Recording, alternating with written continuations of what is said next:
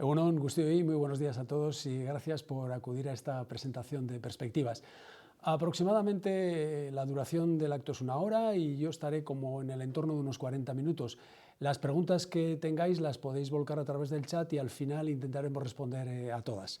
Bien, y paso ya directamente a la presentación. Aunque su título es Euskal Economía, en realidad lo que vamos a hacer es un recorrido por la economía global para terminar finalmente con unas previsiones que están centradas en nuestro ámbito geográfico de referencia, que es la comunidad autónoma y el conjunto del Estado. El guión que vamos a seguir es, empezaremos por lo general, empezaremos por los países desarrollados y luego iremos llegando a lo particular, a la comunidad autónoma. Bien, primera cuestión. La primera idea es ver qué es lo que está pasando en términos de PIB a nivel global. Y en esta transparencia lo podemos ver. No os preocupéis si no veis bien los números, yo voy a intentar leer las transparencias y en cualquier caso luego la tendréis a vuestra disposición. ¿Y qué es lo que vemos ahí? Pues ciertamente hay mucho desorden, como se puede apreciar, ¿no? Pero sí que si miramos más en detalle podemos ver, por ejemplo, en el caso de Estados Unidos, cuyas cifras están en la última línea, son tasas trimestrales de crecimiento. Lo que podemos ver es que Estados Unidos comenzó 2022 en recesión y a partir del tercer trimestre de 2022 salió de esa recesión, pero sí que es cierto que poco a poco las tasas de crecimiento están disminuyendo, está desacelerando el crecimiento y previsiblemente hacia finales de año vuelva a entrar en recesión. Sin embargo, en Europa el perfil es un pelín distinto. Si nos fijamos, en Europa lo que podemos ver es que el inicio de 2022, pues evidentemente nos afectó porque la guerra está, pues obviamente ubicada muy próxima a los países europeos, pero lo que sí que es muy destacable es que a partir del tercer trimestre se aprecia una clara desaceleración que incluso se ha convertido en recesión en el caso de la eurozona, con dos tasas de caída del 0,1% tanto en el cuarto trimestre de 2022 como en el primer trimestre de 2023. Recesión que además también la tenemos en Alemania, ¿no? No así en Francia, pero ya se ve que las tasas de crecimiento son muy bajas. Y bien, esta es un poco la foto del crecimiento. ¿Qué podemos hacer o qué podemos esperar de aquí en adelante? Bueno, lo primero creo que es interesante distinguir entre los dos grandes sectores de las economías. Por un lado el sector manufacturero, la parte fabril de la economía, y por otro lado el sector servicios. Y para ello presento esta transparencia donde podemos ver el índice de gestores de compras. Este índice es un índice que sale todos los meses y es un índice muy interesante para saber qué es lo que está pasando en el sector manufacturero y en el sector servicios. Lo que tenemos en la transparencia es el sector manufacturero y es muy sencillo de interpretar. Si el valor del índice está por encima de 50, estaríamos en zona de expansión, y si el valor del índice está por debajo de 50, estamos en zona de contracción. Se interpreta no solo la cifra, sino también la dirección, la dirección que sigue el índice. ¿Qué es lo que vemos? Bueno, pues que todos los países que hemos visto antes en la transparencia anterior están por debajo de 50 y además las cifras han ido cayendo clarísimamente pues desde inicios de 2022. Es decir, desde inicios de 2022 lo que podemos ver es que el sector manufacturero ha ido claramente a peor, hasta el punto de que estamos en zona clara de contracción y particularmente afecta mucho más a los países europeos. Estados Unidos es la línea azul. La línea azul está también por debajo de 50, pero su valor está más próximo a 50 que tanto el de Francia, el de Alemania o el de la zona euro, que por cierto el que peor está es el de Alemania, ¿no? Y esta es una de las cuestiones clave, ¿no? Es decir, ¿qué está pasando en el sector manufacturero? Porque si nos vamos a 2022, si nos vamos a esa época, podemos entender por qué las perspectivas iban a peor. En definitiva, si recordamos, en 2022, más o menos hasta mediados de año, el precio de la energía aumentó muchísimo y eso lógicamente le afecta mucho a lo que es el sector manufacturero. Además, no solo eso, sino que en 2022 y particularmente todavía hacia la zona del principio del curso, estábamos con todos aquellos problemas de aquellas tensiones de las cadenas de suministro, pero eso ciertamente ya ha ido poco a poco también cediendo. Es decir, los elementos de contexto en estos momentos son buenos, el precio de la energía ha corregido mucho, no hay problemas en las cadenas de suministro y la pregunta es ¿qué está pasando? No hay demanda de bienes. Bien, si nos vamos al sector servicios, su comportamiento es muy distinto.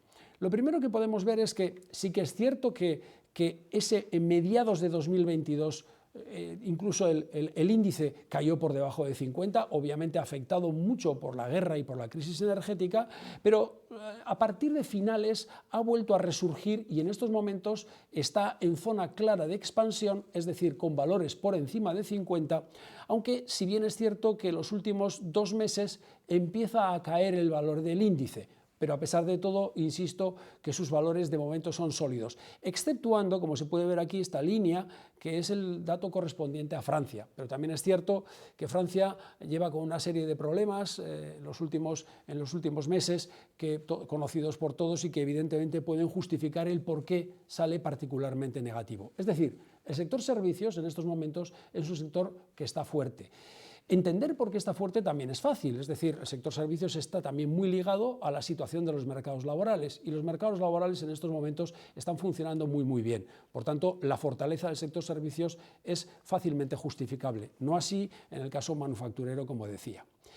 Bien, y el gran problema que tenemos, ¿no? Si miramos los índices de precios, que el problema de la inflación, que es el gran problema, la gran herencia que estamos recibiendo desde 2020 hasta aquí, y que tenemos un problema que no se debe asociar únicamente a un hecho. Aquí presento datos desde 2022, pero en realidad el problema surge desde el mismo 2020, ¿no?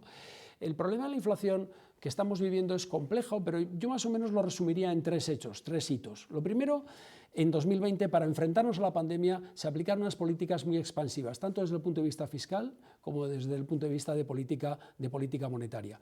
Después, la pandemia nos obligó a adoptar una serie de restricciones que afectaron particularmente al sector de servicios. Eso lo que hizo es que incrementásemos nuestra demanda de bienes. Y claro, ese incremento de demanda de bienes fue el que, junto con la asincronía de la pandemia, porque la pandemia se producía en todos los países del mundo, pero en distintos momentos del tiempo, bueno, pues decía, ese incremento de la demanda de bienes junto con la sincronía es el que provocó esas tensiones en las cadenas de suministro. Y por tanto eso acabó volcándose también a los precios. Y luego ya el último hecho es la guerra y la crisis energética, ¿no? Evidentemente eso también ha alimentado este proceso inflacionario que estamos viviendo. Y lo que tenemos ahí son líneas amarillas, que son las correspondientes a la eurozona, y por otro lado tenemos las líneas azules, que son las correspondientes a Estados Unidos. Dentro de las líneas hay una que es más delgadita, esa es la inflación general, el IPC general, y hay otra que es un poco más ancha, que es el subyacente, es decir, es lo que están haciendo los precios, pero si eliminamos de esa inflación general los elementos volátiles como la energía o como los alimentos, ¿no? Vamos a mirar la Unión Europea, porque las líneas son muy llamativas, ¿no? La línea amarilla delgada, ¿no? ¿Qué es lo que vemos? Bueno, pues la Unión Europea, en enero de 2022, la tasa de crecimiento de los precios, la inflación, ya era elevada, el 5,1 en 2022. Fijaos cómo subió la tasa de crecimiento de los precios, ha ido acelerando hasta el mes de octubre, es decir, del 5 pasamos al 10, y en estos momentos del 10 hemos vuelto a pasar a una tasa, bueno, pues cercana al 6%.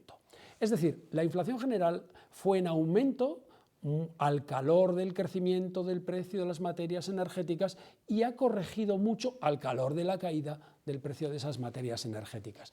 Ese es uno de los elementos que caracteriza al IPC general.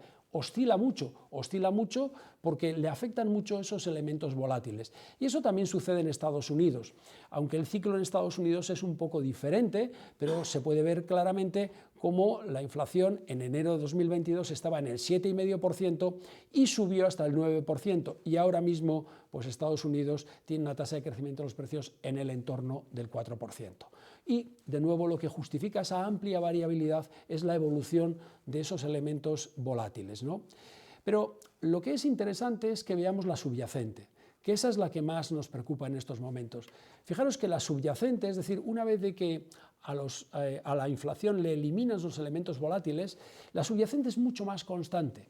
La subyacente es mucho más difícil de que baje, ¿no? Si os fijáis, Estados Unidos, que es la línea azul un poquito más ancha, lo que podemos ver es que la subyacente desde 2022, desde enero de 2022, está prácticamente estabilizada en torno a valores próximos al 6%. En el caso de la Unión Europea, partíamos en 2022 de valores muy bajos, pero subimos hasta valores, como podéis ver aquí, del 7,5%, y ahora parece que está descendiendo, y seguramente bajar del 7,5 al 6, al 5 resulte relativamente fácil.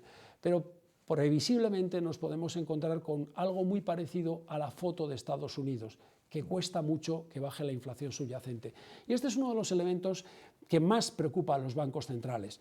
Repito, la inflación general no tanto, porque la inflación general va a corregir y seguirá corrigiendo, siempre y cuando pues, respeten el precio de esos elementos volátiles. Pero la subyacente es muchísimo más complicada de que se reduzca. Por explicarlo de una manera gráfica, de alguna forma la inflación general viene muy afectada por esos elementos volátiles. Eso es como si la inflación entrase en un brazo, ¿sí? De alguna manera, lo que ha pasado en estos 3 años es que todos esos problemas que hemos ido viviendo, lo que han hecho finalmente es que la inflación entre en el cuerpo, y eso es la subyacente. Y claro, ¿esto qué es lo que ha hecho? Pues esto lo que ha hecho ha sido reaccionar los bancos centrales. Particularmente la reacción se produjo a raíz de la guerra de Ucrania y Rusia, ¿no? Ahí es donde empezaron a percibir que aquello que estaban valorando como que iba a ser algo temporal, iba a convertirse en algo más permanente. Y aquí se puede ver la senda que han seguido los tipos de interés desde mediados del año pasado, que bueno, pues han ido aumentando progresivamente. En estos momentos están en esas cifras negras que estamos viendo ahí, 4% en el caso de intervención, en el caso de la Unión Europea, 5,25% en el caso de Estados Unidos, y lo que estoy marcando son las expectativas. Como se puede ver ahí, esperamos que en Estados Unidos aumente otro cuartillo en este mes de julio, y en el caso de la Unión Europea incluso esperamos que haya 2 subidas, una en el mes de julio de 25 puntos básicos, y previsiblemente, esa está prácticamente ya cantada, y previsiblemente haya otra subida incluso allá en septiembre, ¿no?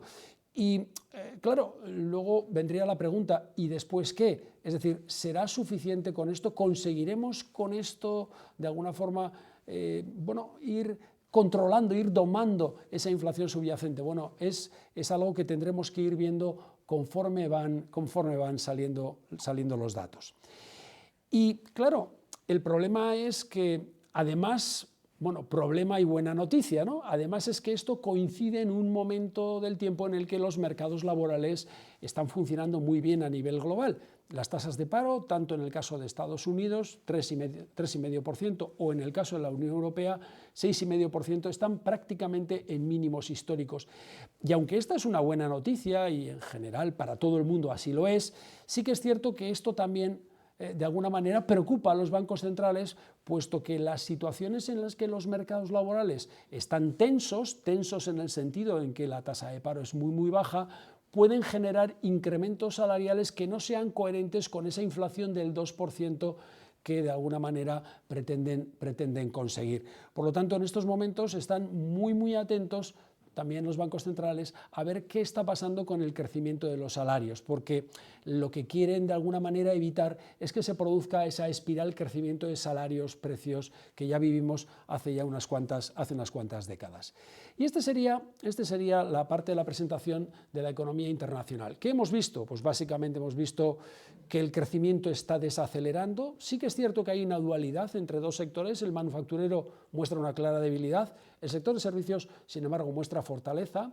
Hay un problema de inflación, los bancos centrales están aplicando en estos momentos una política monetaria contractiva, y todo ello con unos mercados laborales muy ajustados. Vamos a intentar ver ahora qué es lo que está sucediendo en España. Las grandes líneas generales las compartimos, con algunos matices o algunas diferencias, como podremos ver. Aquí tenemos en esta primera transparencia el crecimiento en el caso de España, ¿no?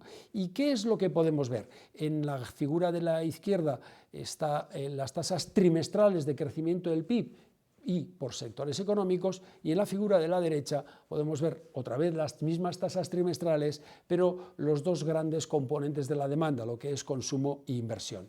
¿Y qué podemos concluir? Bueno, en principio lo que podemos concluir es, olvidándonos de la primera parte de 2022, donde tuvimos un mal primer trimestre, pero es cierto que estalló la guerra, y luego tuvimos un segundo trimestre muy dinámico, lo primero que podemos ver es que en el caso de la economía española no se ha apreciado una desaceleración tan relevante en esa parte final del año. De hecho, las tasas de crecimiento trimestrales del tercer trimestre y del cuarto son del 0,4%. e incluso este primer trimestre de 2023 hemos crecido un 0,5%. Por tanto, ahí hay una diferencia importante con el resto con respecto a lo que hemos visto antes en el caso de los países europeos, ¿no? ¿Y todo ello en qué se sustancia? Bueno, se sustancia en que sí que es verdad que ha habido una cierta desaceleración en la industria, con tasas de 0,3 el tercer trimestre, 0,3 el cuarto trimestre, pero de nuevo el primer trimestre el comportamiento de la industria ha sido bastante bueno y, por otra parte, el sector de servicios ha mantenido un dinamismo, exceptuando el primer trimestre de 2023, un dinamismo relevante, un crecimiento del 0,5%, tanto en el tercer trimestre de 2022 como el cuarto de 2022.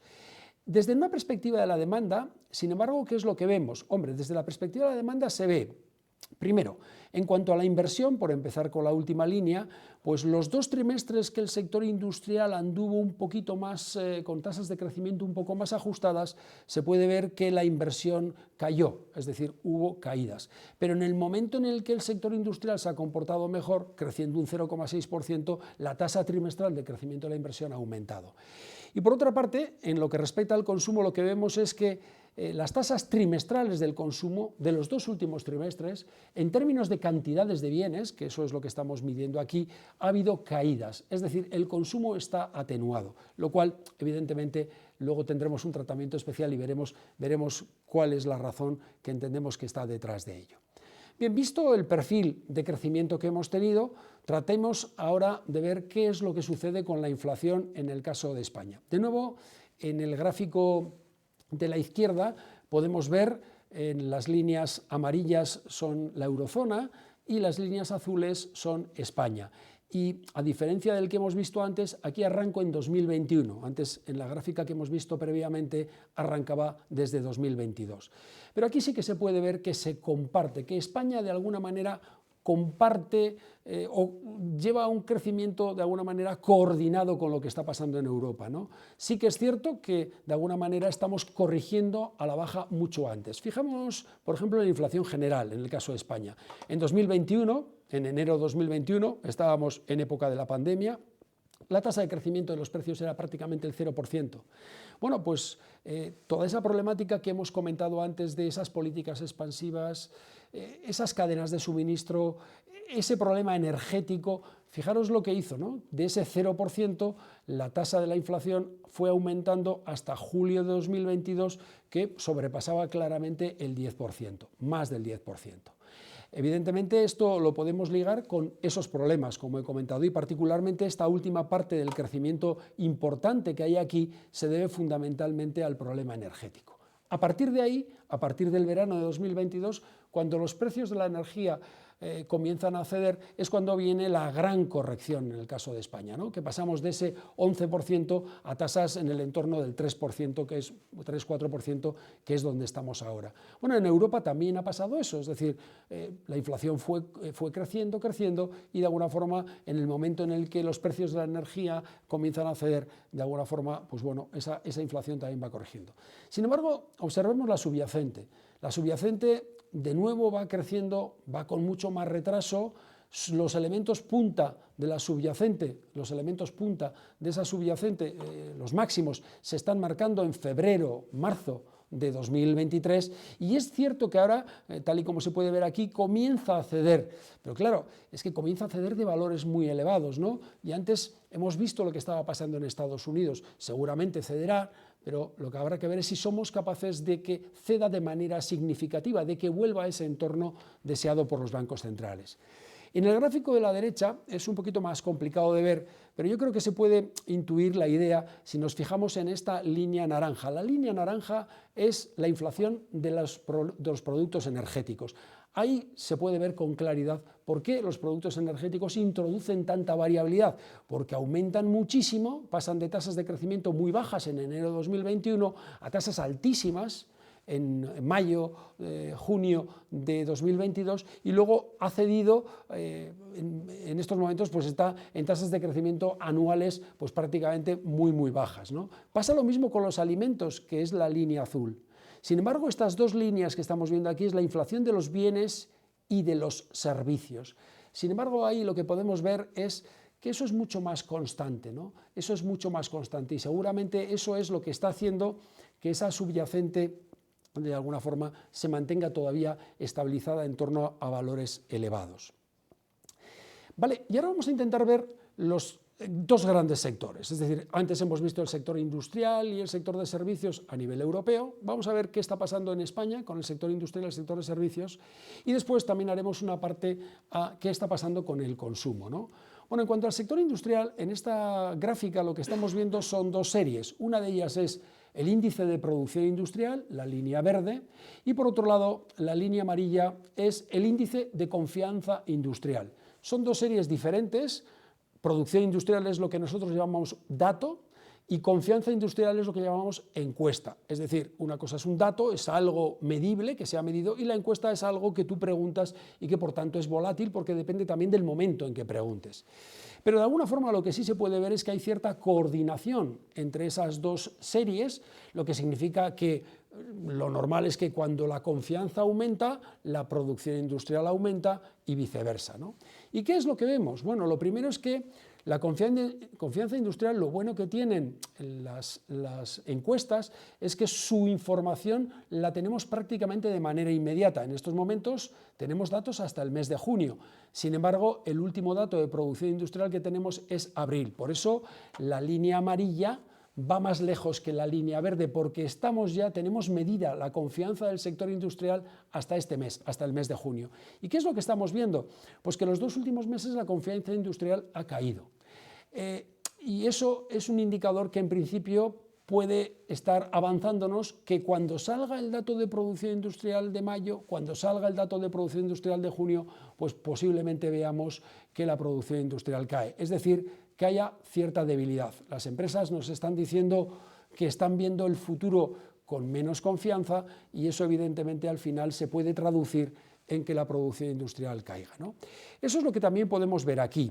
Esta confianza industrial en realidad se mide a través de una triple pregunta. ¿Cuál es la expectativa de producción? ¿Cuál es la expectativa de pedidos y de stocks? Y de alguna forma lo que podemos ver aquí son los últimos datos, de esas expectativas que nos han volcado las empresas y lo que nos falta por conocer es el valor, lo que ha hecho el índice de producción industrial, ¿no? Y entonces, ¿qué es lo que estamos viendo? Bueno, pues lo que estamos viendo es que las expectativas de producción, fijaros cómo las cifras van a menos, eso significa que las expectativas van a peor. Pasa exactamente lo mismo con los pedidos, ¿no? Si nos fijamos en los pedidos, están en negativo, están ya en versión pesimista, pero es que ese pesimismo ha aumentado en mayo y ha aumentado en junio, ¿no? Y por otra parte, hay una expectativa de incremento de los stocks, ¿no? Entonces, combinar estas tres cuestiones, una peor producción, menos pedidos, incremento de stocks, bueno, pues habrá que ver un poco cuál es el resultado de esa producción industrial, pero de luego no avanza, no nos da unas expectativas de que el comportamiento vaya a ser muy bueno. Sin embargo, si pasamos al sector servicios, la foto es diferente, ¿no? De nuevo aquí presento dos cosas, presento por un lado una encuesta que es la confianza industrial es esta línea naranja y esta confianza industrial se basa en la respuesta a tres preguntas que son ¿qué demanda tienes ahora?, ¿qué demanda prevés? Y ¿cuál es la situación?, ¿no?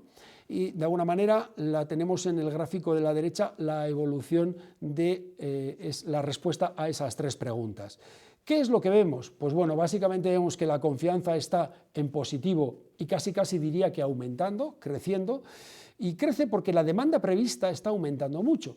Es cierto que la demanda presente y la situación del sector en estos momentos, bueno, pues está más o menos estabilizado en valores positivos, lo cual ya es un buen indicador, pero es que la demanda prevista aumenta, ¿no? Por lo tanto, desde el punto de vista de confianza, el sector, la confianza es muy positiva, ¿no?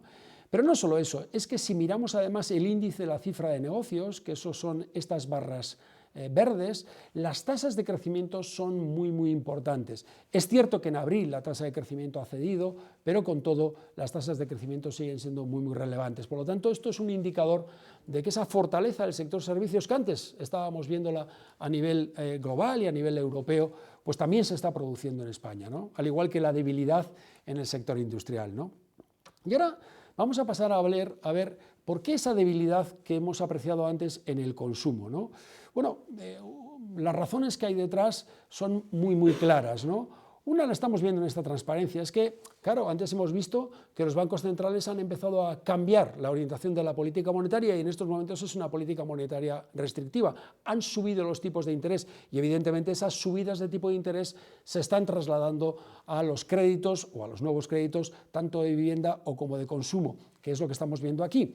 La línea verde que tenemos aquí son el tipo de interés aplicado a operaciones de crédito a consumo y la línea amarilla es el tipo de interés aplicado a las operaciones de vivienda. La línea azul es el Euribor a un año, que es el referente habitual que se suele utilizar para actualizar las cifras o para dar precio al tipo de interés de compra de vivienda o para actualizar las cifras, ¿no? Claro, el entorno es de tipos de interés que están al alza y evidentemente ese es un elemento que está introduciendo pues una presión importante a las familias, ¿no? Por otra parte, otro elemento muy importante que está detrás de ese comportamiento que hemos visto antes es propiamente la inflación. En esta figura, que es un poco compleja, pero podemos ver, por un lado, el consumo en términos de bienes, el consumo en euros. Y finalmente la diferencia entre las dos series, eso serían las dos líneas, la línea amarilla es el consumo en euros, la línea azul es el consumo en términos de bienes y la diferencia entre las dos es la inflación. ¿Y qué es lo que vemos? Bueno, pues que hasta mediados del año 2021 lo que crecían las cantidades crecían los euros, es que no había inflación. Pero a partir de 2021 las cantidades aumentan, pero en euros crecen mucho más. ¿Por qué? Pues porque hay inflación, ¿no? Por interpretar, por ejemplo, el último dato, estos son tasas interanuales, el último dato de marzo de 2023. No nos confundamos con esta cifra con la que hemos visto antes. Antes era una tasa intertrimestral, era comparación del primer trimestre de 2023 con el cuarto de 2022. Aquí no, aquí lo que estamos viendo es la comparación de primer trimestre de 2023 con primer trimestre de 2022. Y lo que podemos ver es que hemos consumido un 1,5% más de bienes, pero nos hemos gastado un 6,5% más. ¿Eso qué significa? Pues que el precio de los bienes de consumo ha aumentado un 5% en un año. Por dar una referencia interesante, este tercer párrafo creo que pues nos puede dejar claro qué es lo que estamos viviendo como consumidores, ¿no?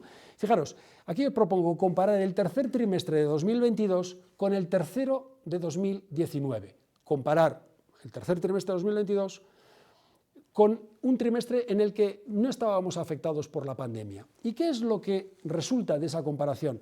Pues lo primero, resulta que el tercer trimestre del año pasado hemos consumido un 2,7% menos de bienes y servicios que lo que consumimos el tercer trimestre de 2019.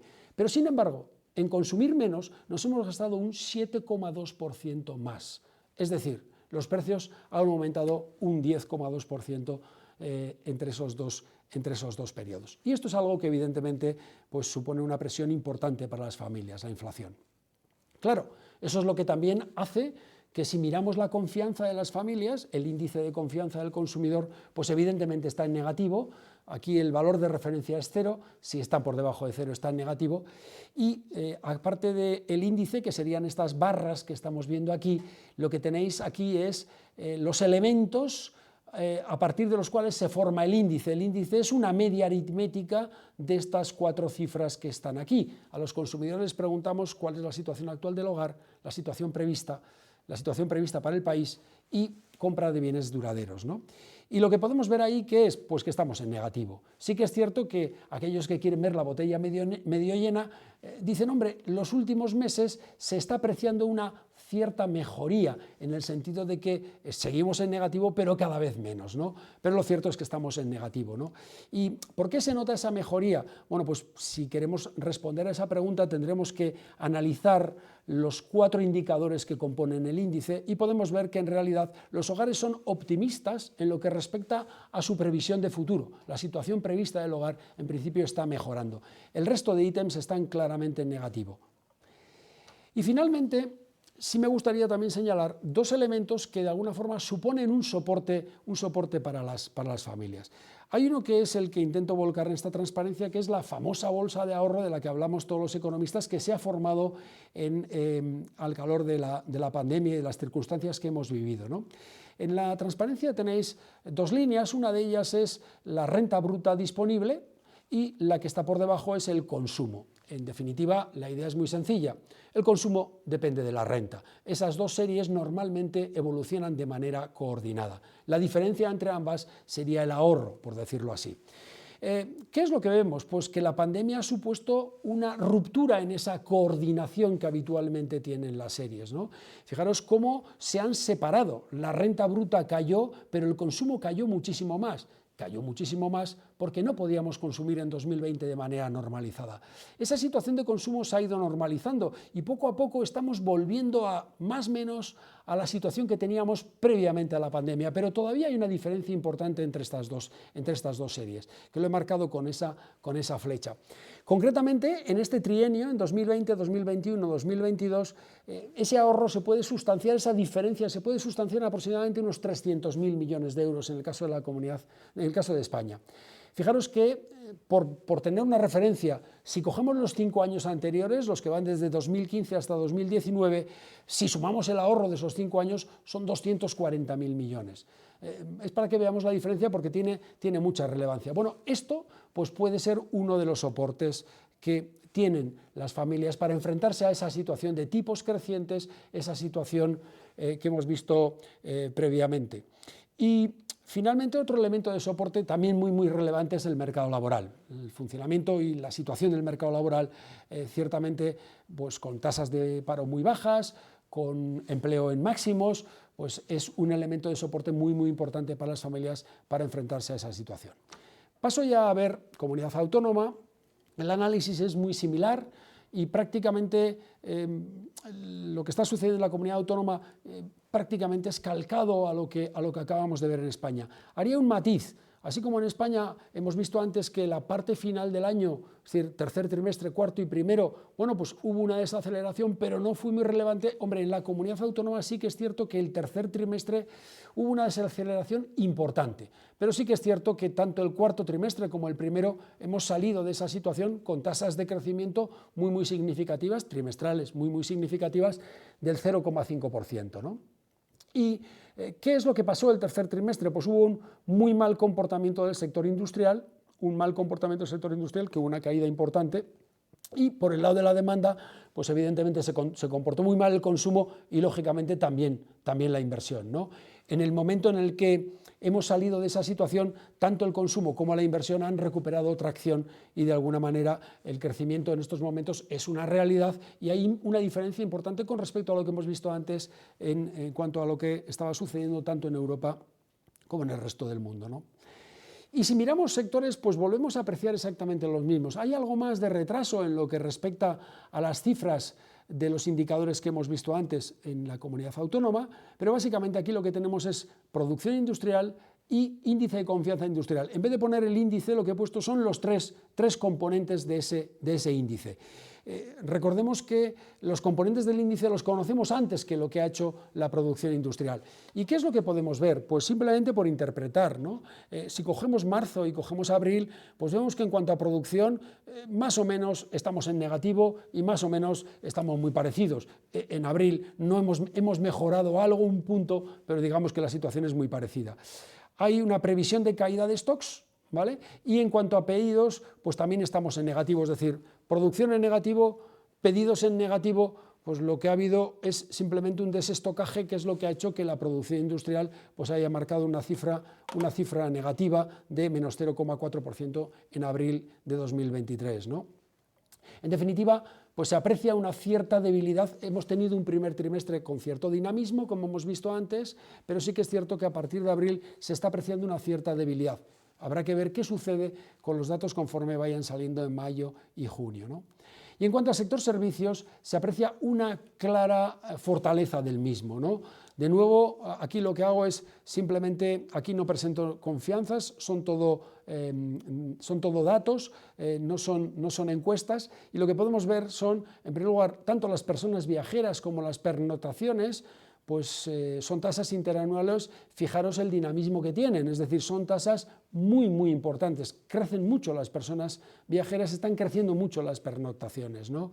Y si miramos al índice de cifra de negocios, está también en tasas de crecimiento muy importantes, al igual también que el empleo, que es otro indicador relevante para ver la actividad de un sector. En definitiva, tenemos un sector de servicios que está muy fuerte, ¿no? Y todo ello con una situación de empleo también en máximos en la comunidad, es decir, los afiliados están creciendo, hemos pasado el 1.000.000 de afiliados, lo cual es una muy buena noticia, y en términos de paro registrado, pues el paro registrado está disminuyendo, ¿no? Es decir, de alguna manera volvemos a ver esa fortaleza que hay en lo que respecta al empleo, ¿no? Y el problema de precios lo tenemos también. En la transparencia, pues muestro diversas series. La serie azul es el IPC general. Este es el que, aquí está desde enero de 2022 hasta la actualidad, pues fijaros que en enero estábamos en un 6% la tasa de crecimiento y nos fuimos hasta un 10,5% a mediados del año, ¿no?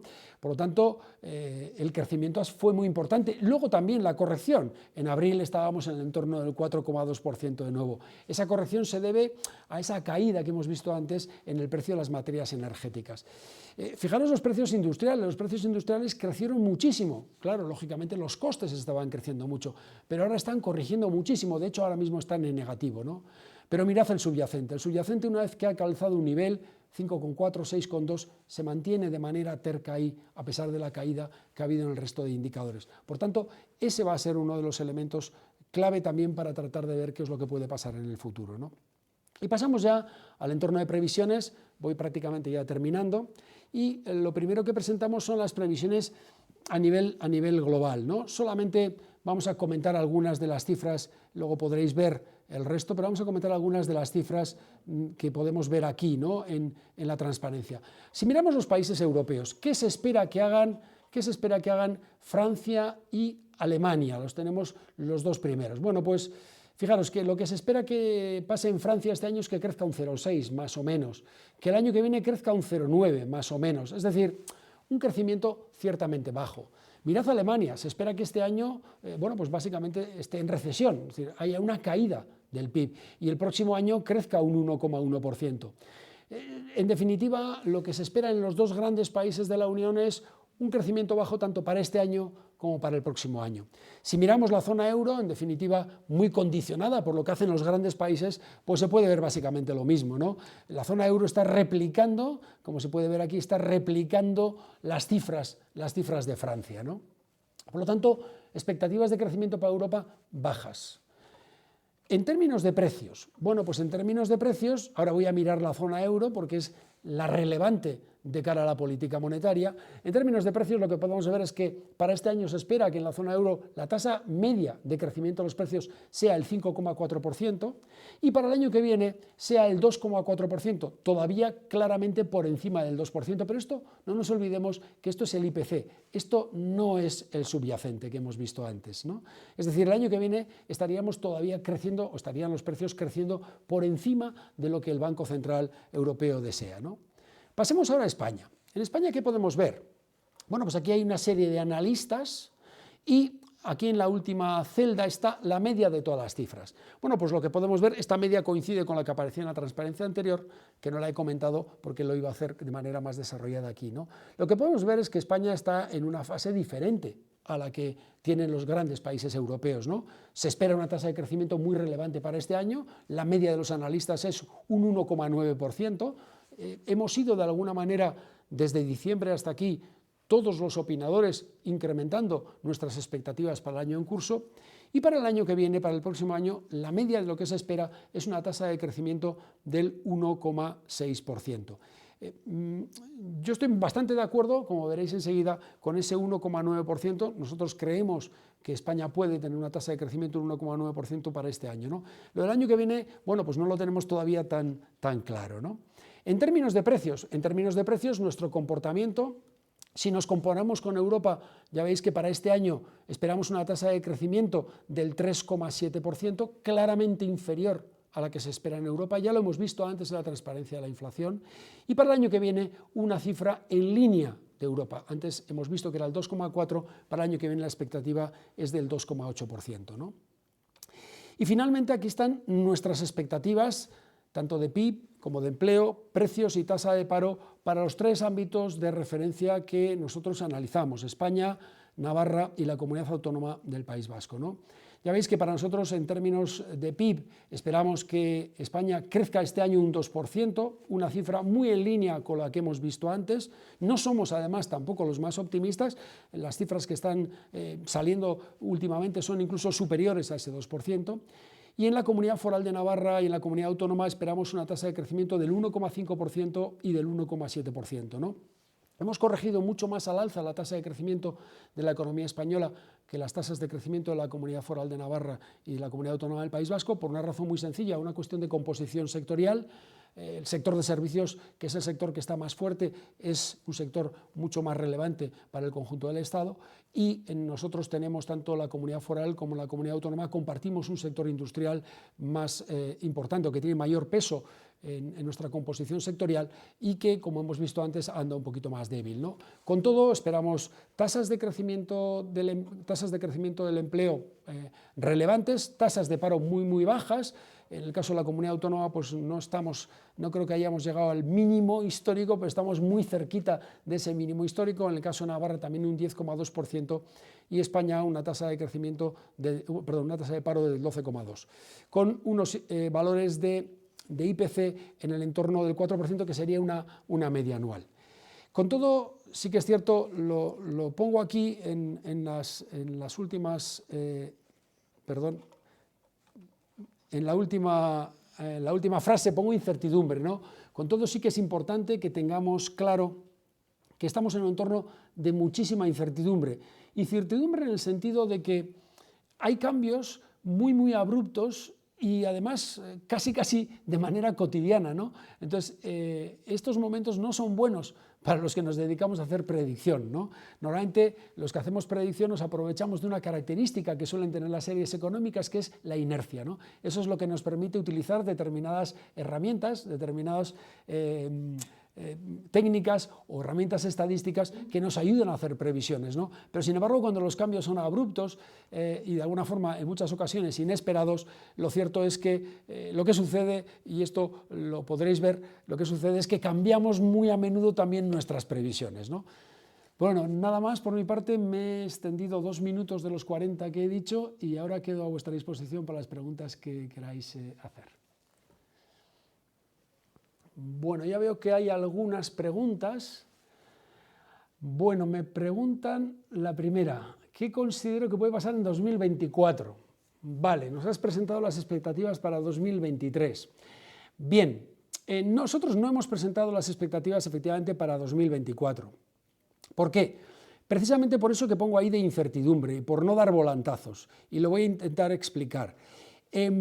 Para nosotros es clave el qué va a suceder con la subyacente. Eso es lo que de alguna manera va a marcar también la actuación del Banco Central, y de alguna forma va a marcar el qué va a suceder a partir de la segunda parte del año y el próximo año, el 2024. Es claro que hay una fuerza que está de alguna manera tratando de debilitar la economía para que los precios cedan. Esa es la política monetaria. La política monetaria es restrictiva y lo que está de alguna manera es intentando debilitar la economía, ¿no? Claro, la clave es: ¿será suficiente con estas 2 subidas que hemos dicho o no? Claro, ahí es donde tenemos ciertas dudas, ¿no? No tenemos claro si va a ser suficiente con esas 2 subidas para de alguna manera conseguir que esa inflación subyacente, que está claramente estabilizada, bueno, en el caso de Europa está disminuyendo, pero en valores muy elevados, y en el caso de Estados Unidos estabilizada, pues no sabemos si esas dos subidas van a ser suficientes como para de alguna manera conseguir rebajar esa inflación subyacente. Y ese es un elemento muy importante del escenario económico, ¿no?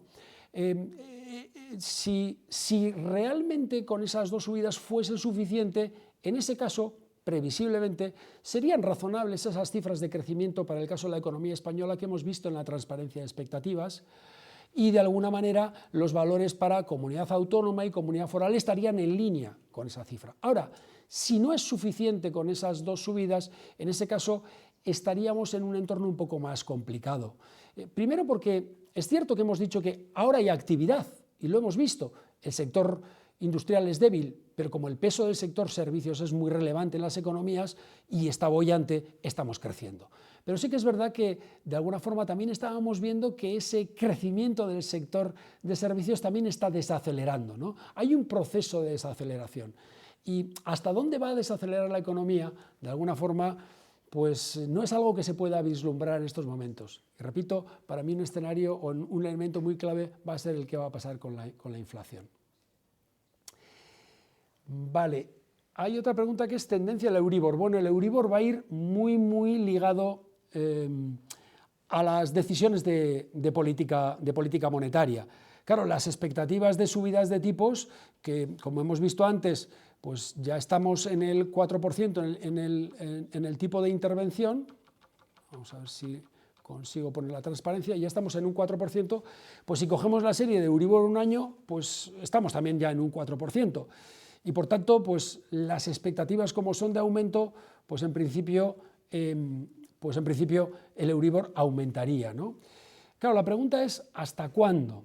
Bueno, pues claro, para eso también es muy relevante saber qué va a pasar con las actuaciones del Banco Central Europeo. Yo os he dicho que no lo tengo muy claro y os he dicho que no quiero lanzar mis expectativas para 2024 porque hay ciertos elementos de incertidumbre que me parecen relevantes. Pero tampoco me importa contar lo que espera más o menos la media de los analistas, ¿no? La media de los analistas esperan que a partir de esas dos subidas hay una estabilización de esos tipos, que el Banco Central Europeo no suba tipos, que una vez que lleguemos a ese 4,5% que estamos viendo en la transparencia, simplemente va a ser suficiente con eso vamos a conseguir frenar la economía y frenar el crecimiento de los precios de manera correcta, y lo que esperan es que esa frenada incluso nos obligue hacia finales del próximo año, finales de 2024, a que empiecen a bajar los tipos el Banco Central Europeo. Si estas expectativas se materializasen, de alguna manera el límite del Euribor estaría en el entorno en el que estamos ahora, quizá un poquito más, y luego ya empezaríamos el Euribor empezaría a recoger esas expectativas de bajada de tipos por parte del Banco Central Europeo. Repito, si esas expectativas se materializasen.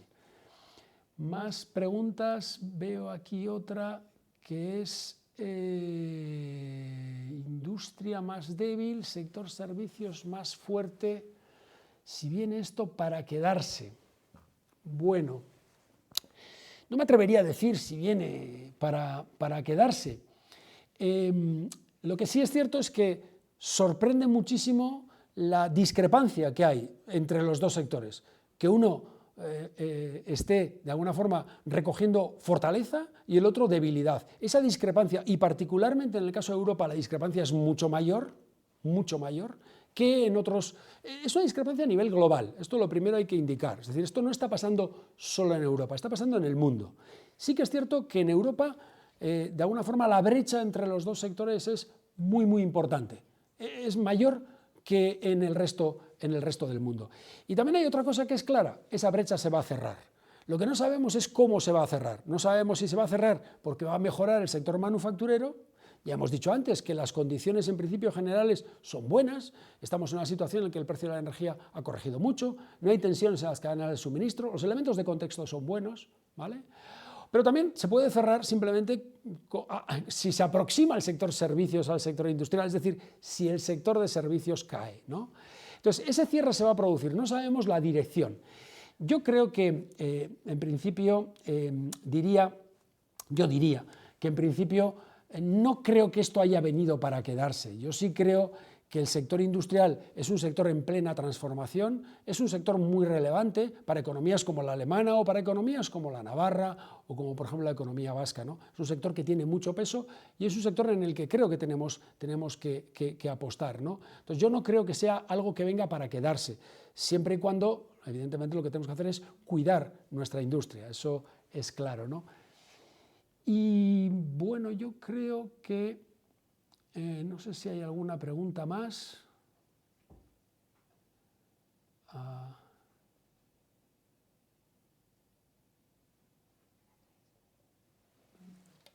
¿Tendencia, bro? Ese ya le he contestado, sí. No sé si veo alguna más.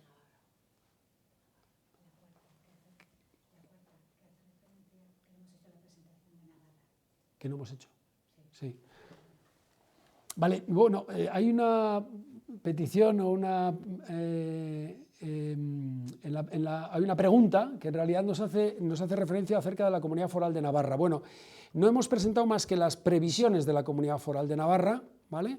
Pero sí que es cierto que de alguna manera los datos comparten de alguna forma lo que hemos visto tanto para el conjunto de España como para el conjunto de la Comunidad Autónoma del País Vasco. Es decir, lo que se aprecia es esa dualidad entre lo que es un sector que de alguna manera es el sector industrial y por otro lado un sector de servicios, esa discrepancia que hemos visto con un mercado laboral muy ajustado y con un problema de inflación que compartimos todas las áreas geográficas, ¿no? Y como he dicho antes, eso nos ha hecho que nuestras previsiones las hayamos mejorado con respecto a lo que dábamos en diciembre, las hemos mejorado yo creo que algunas décimas, no unas sino algunas décimas, como se puede ver ahí, un 1,5%. Y de alguna manera también eso se justifica por esa dualidad que hemos visto comentado antes, ¿no? Hay otra pregunta más, que si no creo que las políticas fiscales están restando efectividad al Banco Central Europeo. Sí, a ver, vamos a ver, esto es un tema que Christine Lagarde está de alguna manera poniéndonoslo de manifiesto ya unas cuantas veces, ¿no? Están aplicando una política fiscal, una política monetaria contractiva y por otra parte hay países que están aplicando una política fiscal expansiva.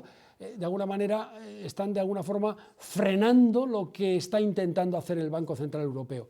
Yo creo que la política fiscal tenemos que seguir utilizándola y sobre todo tenemos que seguir utilizándola en aquellas personas que más están padeciendo la situación que estamos sufriendo. Es decir, tiene que ser una política fiscal selectiva en ese sentido. Tenemos que ayudar, bueno, pues aquellas personas que de alguna forma están teniendo mayores problemas asociados ¿a qué? Asociados a esa inflación que hemos estado viendo antes. Pero sí que es verdad que las ayudas de carácter universal o la política fiscal de carácter universal perdería desde ese punto de vista su sentido. El nuevo escenario que vamos se reduce la capacidad de crecimiento potencial de las economías. Bueno, sí que es cierto que en principio si miramos las tendencias de carácter global, pues ese envejecimiento de la población, esa caída de la productividad, son elementos que de alguna manera apuntan a que el potencial de crecimiento de las economías vaya a ir a la baja, y particularmente el de las economías desarrolladas, ¿no? Yo, de todas maneras, ahí creo que también tenemos que poner esos elementos de contexto, tenemos que completarlos con otra parte que creo que es muy importante. Tenemos que aumentar ese potencial de crecimiento. ¿Y para ello qué podemos hacer? Bueno, en estos momentos hay una herramienta que son los fondos Next Generation, hay una herramienta que para mí es clave para tratar de alguna manera de conseguir que reformulemos nuestro sector empresarial, ¿no? Que de alguna forma seamos capaces de apostar por esas cuestiones que van a conseguir ese incremento de productividad que necesitamos, ese incremento de productividad que seguramente de forma natural estamos poniéndolo en duda por hacia dónde vamos, ¿no? Entonces, tenemos que intentar aprovechar muy bien esos fondos para rejuvenecer nuestro tejido y particularmente en esos ámbitos que marca la Comisión Europea, ¿no? En lo que es un elemento de futuro, que es todo lo que es la sostenibilidad ambiental, y por otro lado la digitalización, que este es otro elemento absolutamente clave para tratar de conseguir ese incremento de la productividad. Y en definitiva, ese incremento de la productividad iría a favor de un mayor crecimiento potencial de la economía, ¿no? Las actuaciones de reducción de la masa monetaria, ¿cómo consideras que puede impactar en la desaceleración de los precios al ralentizar la subida de tipos? Una pregunta muy interesante. Normalmente no suele seguir casi nadie en los datos de oferta monetaria, es una pregunta muy técnica, la M1, la M2 y la M3. En principio, si miramos ahora mismo qué es lo que está pasando, todos los meses tenemos información, el Banco Central Europeo nos ofrece. Si miramos lo que nos está pasando es, la M1 está en tasas de crecimiento negativas y lleva ya unos cuantos meses en tasas de crecimiento negativas. Claro, mucha gente dice, hombre, la M1 anticipa, más o menos, históricamente se ha utilizado como un elemento que puede anticipar el comportamiento del PIB. Entonces hay gente que dice, esto es una mala noticia. Bueno, yo lo relativizaría. ¿Por qué? Porque la M1 metemos los depósitos a la vista y lo que está pasando es que están disminuyendo los depósitos a la vista y la gente los está metiendo en depósitos a plazo a nivel del conjunto de Europa, ¿no? Entonces, de alguna forma hay un trasvase de esos depósitos a la vista a depósitos a plazo, con lo cual la caída de la M1 en principio es justificable, aunque evidentemente hay que estar muy atentos, son datos negativos, ¿no? Eso por un lado. Si miramos ahora ya, entonces, si miramos ahora ya la M3, ¿qué es lo que estamos viendo? La M3 crece, pero está desacelerando el crecimiento. Y entre otras cosas, desacelera el crecimiento porque está desacelerando los créditos, está desacelerando de alguna manera los créditos tanto a las familias como a las empresas. De momento, no es una desaceleración abrupta, pero sí que es verdad que, evidentemente, si el crédito empieza a dejar de crecer, eso al final se va a acabar volcando a la economía real. Entonces, mi conclusión, ¿cuál sería? De momento, lo que estamos observando es coherente o es razonable, no parece que nos esté aventurando lo que estamos viendo hasta el momento, que viene un desastre, pero sí que es verdad que se está apreciando algo que, bueno, de otra manera es lo que también intenta conseguir el Banco Central Europeo, ¿no? Y bueno, pues terminamos con esta pregunta porque llegamos ya al final y lo único, pediros que si podéis contestar a nuestra encuesta de valoración, pues os lo agradeceríamos. Si echáis de menos alguna cosa, pues también nos lo decís. Hemos seleccionado aquello que nos parecía más relevante, pero en cualquier caso, pues cualquier idea es buena para sucesivos webinars que podamos hacer. Pues muy buen verano a todos y muchas gracias por vuestra atención.